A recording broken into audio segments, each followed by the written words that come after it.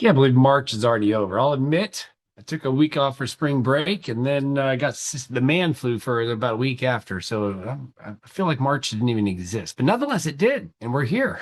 So let's go through today's. I'll admit, hear me out. Today's topics aren't that interesting. I tell you, hey, we got a good one. We don't have a good one. I'm not saying it's not a good one. I'm just saying it's not interesting in the sense that it's not like, well, that's really cool, but it is important, right? There is a difference. It is important. I do think one slide in particular is really cool. So let's hop into it. So if I had a picture of a guy getting like kicked in the crotch, I'd put that here instead of these rates. So 6.6, it was just weeks ago, just a few weeks ago, we were sitting there in the 5 point something.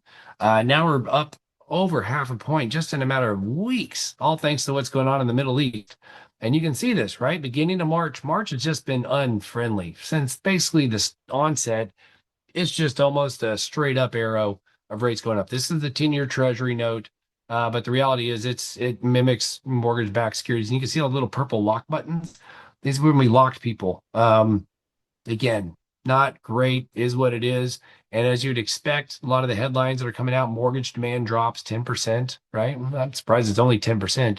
And when this came out, rates were 6.4. So that was even before it got up here. So I bet the mortgage demand has dropped even less. So what's interesting about that is buyers are actually gaining leverage, right? They're getting negotiating power because obviously as rates go up, less people want to go buy. Sellers all of a sudden think they're having this spring market with a little frenzy that was, February, right? We were getting ready for it. All of a sudden, that's not so much the case. Now, having said that, DFW still leads the United States. Well, Texas technically leads the United States with pending sales, and Texas or DFW, I guess, and it makes sense. We're about a quarter of that, give or take. Obviously, I would expect Central Texas, like Houston, Austin, San Antonio, and then Houston market. So maybe we're a little lower than what I was expecting, considering Texas is really big, but maybe the rest of Texas, makes up that other quarter. So not bad, not good, just is, I guess, to some degree. Buyers, this is not news, but there is a stat in here I wanted you to see. Buyers are struggling with their down payments, right? We know that because houses have got more expensive. 33% of buyers are asking for down payment assistance. So one in three.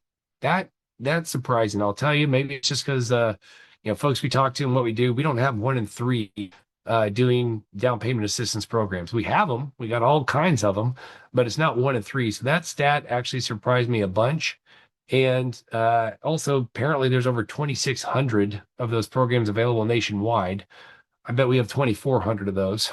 There's a lot out there. And then on the right, or the last one, I don't understand why this is on here because it's kind of like a whole separate topic. But apparently, 42% of lenders expect foreclosure activity to rise. I don't understand what that has to do with any of these other stats because rates going up doesn't tell me that foreclosures are going to happen. Job losses do. So I'm not sure why that was in there. And on the right side, you can see just kind of what the projections are for 2025 versus 26.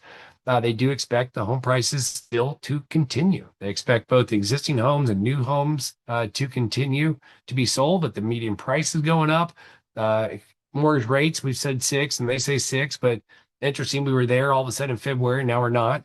So I just thought this is a decent slide. I like this in terms of what they're showing, but here's what I really like. This is, in my opinion, the cool slide of the week. The red line is the median price of homes. So when housing goes up, the gray, if you want to call it that gray shaded area, this is the inventory.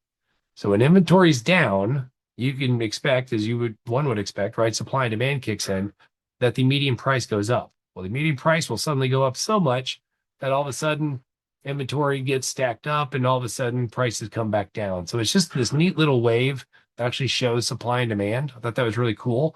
And I think the really interesting part of this is if you look to the far right, we're not quite at parity, but they're at the point to where suddenly now you see the median price is starting to come up again. And I'm not saying that history repeats itself, but it certainly rhymes, right? But check it out. It looks like we've hit, bottom, and maybe that red line starting to come up with the price. Inventory has fallen. So at some point, if inventory gets low enough, prices go up. So I'm not saying that's happening with a 6.6 rate. But look, I can see that if rates go back to the sixes like we hope, you can expect home prices, in my opinion, to go back up, or these median home prices at least. So I thought this was a really good chart. Product of the week, predatory lending. Man, there's a lot of bad actors out there, especially when it comes to like refi activity and stuff. We've seen a lot of it. So we wrote a little article about this, about just understanding that there are certainly laws and things that help make it to where mortgage professionals have to be good, but the reality is there's a lot of bad actors out there. So if you don't know somebody, if you're not familiar with them, do your homework. I mean, work with somebody you know, like, and trust. Certainly the mortgage mark team's here to help you, and we do it the right way. But I do just think it's worth at least stating that obvious. um Okay, here's, I don't know if this is good news or bad news, but the median home price is down a little bit year over year, and you can see the United States map over here. And so let me explain what this is. Anything blue or blue, light blue, whatever you want to call that color, says that the percent change in the basically list price of dollar per square foot. So dollar per square foot is what this is looking at. This is the change year over year in that. So Dallas is a big old bubble. LA is a big bubble. Houston, Miami, these are the biggest bubbles. Look at New York. Holy smokes. This is the biggest change in dollar per square foot going down. And that's good, right? That's affordability to some degree. I'm not sure, rates obviously a big deal, but this confuses me because the Midwest, I'm not sure why, that Midwest part, even the North, depending on where you decide the Midwest starts and ends. But those northern states, the Midwest, whatever that is, they've gone up in their dollar per square foot. I don't get that. I know that the Northeast, right, New England area, I know they have a lot of folks that they got an inventory shortage for sure. So I would expect a lot more dollar per square foots there. So this confuses me. I'll believe realtor.com. They got their data coming from somewhere, but it's just, I thought it was really interesting. And the good news is I'll take a big blue bubble if it helps affordability. That means more folks feel confident just buying and be able to afford what they do. I've always loved this meme. It's been reused and for different reasons, but first time home buyers, in their dream home over budget. It is so true. I always say get the numbers done first, then go house shopping, right? And don't look back and don't try, stick to the plan.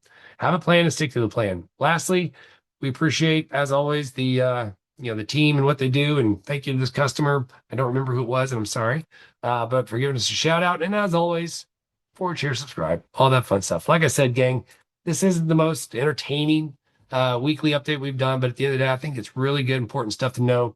And it's a great example of just how volatile rates can be. The Middle East, right at this moment, oil's at over $110, give or take.